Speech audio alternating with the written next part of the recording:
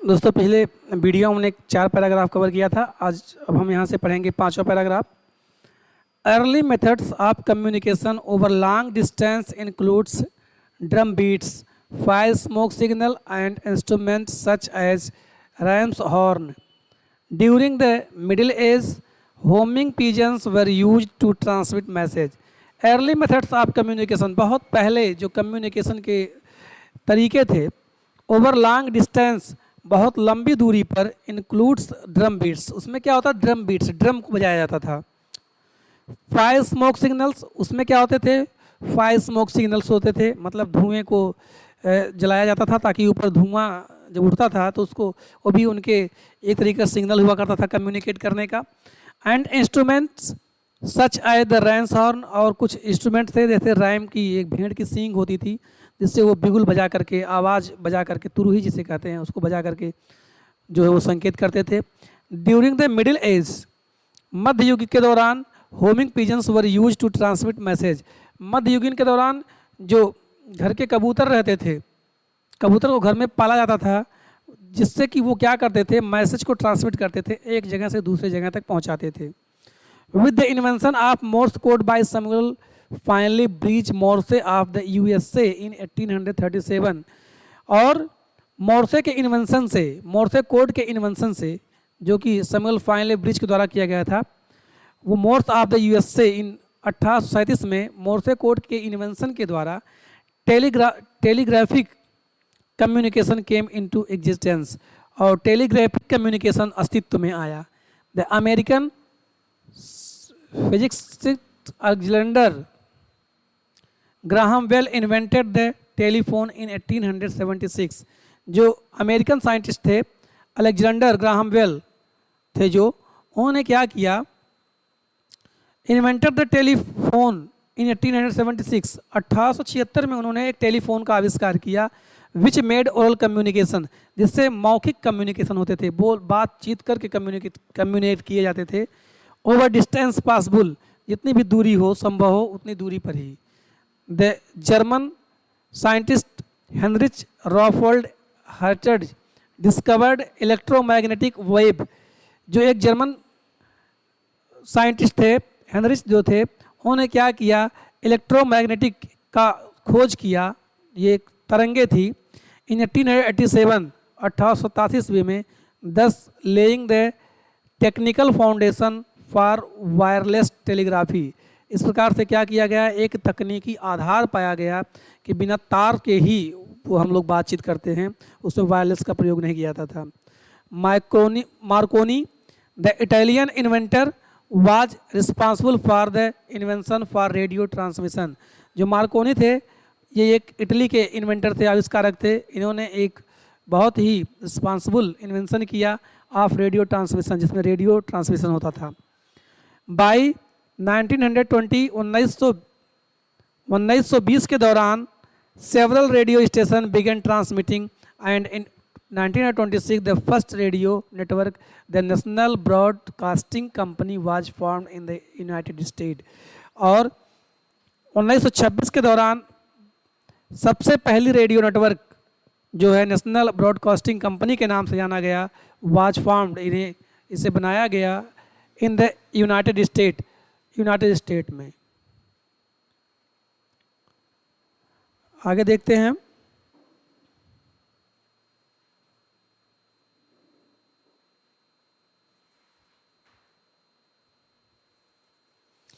Development in the field of picture communication has led to the television of television. Development in the field of picture communication, जो picture communication के क्षेत्र में जो विकास हुआ, has led to the invention of television, वो television के आविष्कार तक ले गया। Television has expanded world wide, और टेलीविजन का जो एरिया था वो बहुत ही विस्तृत था। Communication satellite have made it possible to transmit programmes between continents. Communication जो सैटेलाइट उपग्रह के माध्यम से जो बनाया गया, ये उपग्रह के माध्यम से ही संभव रहा, जिसमें प्रोग्राम को क्या किया, एक दूसरे के पास इसको जो है ट्रांसमिट किया गया। Event can be seen as they happens it most part of the world, और जो वर्ड के जो बहुत ही काफ़ी जो वर्ल्ड के बहुत से भागों में जो घटनाएं घटित होती थी वो हम लोग टेलीविज़न पे बहुत आसानी से देख सकते थे और वहाँ की घटनाओं के बारे में समझ सकते थे।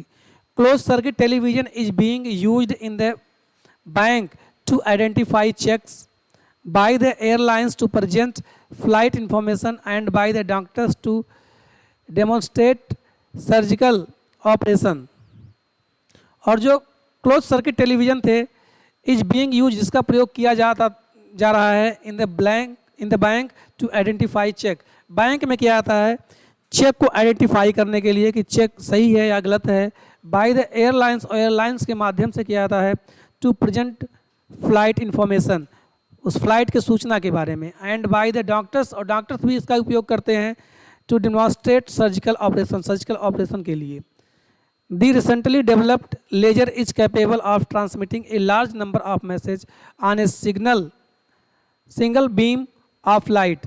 और बहुत जल्दी ही एक लेजर विकसित किया गया जिसके माध्यम से हम काफ़ी अधिक संख्या में संदेशों को एक सिंगल बीम के माध्यम से भेज सकते हैं। The computer and video tape recorder which are helpful to store, retrieve and transmit information represent the new technology of communication. और अभी आज मॉडर्न युग में the computer and video tape, computer और एक वीडियो टेप होता है, जो वीडियो टेप रिकॉर्डर होता है, which are helpful to store, ये क्या करता है, सूचनाओं को स्टोर करता है और सूचनाओं को स्टोर करने में बहुत ही ये सहयोगी रहा है। रिट्रीव एंड ट्रांसमिट इंफॉर्मेशन, ये स्टोर भी कर सकता है और इसे सूचनाओं को इससे भेजा जा सकता है। Represent new technology of communication, और ये क्या किया, कम्युनिकेशन तकनीकी का एक नए रूप से रिप्रेजेंट किया।